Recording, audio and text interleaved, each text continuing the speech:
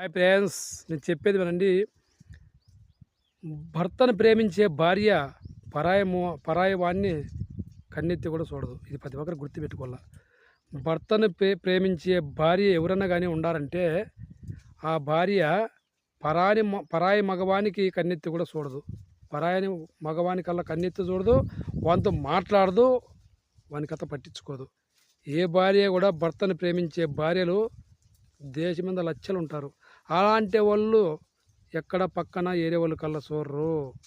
ఇంకొక విషయము, భర్త అనేవాడు భార్యను ప్రేమిస్తుంటే వాడు కూడా బజార్ దానికల్లా చూడడు.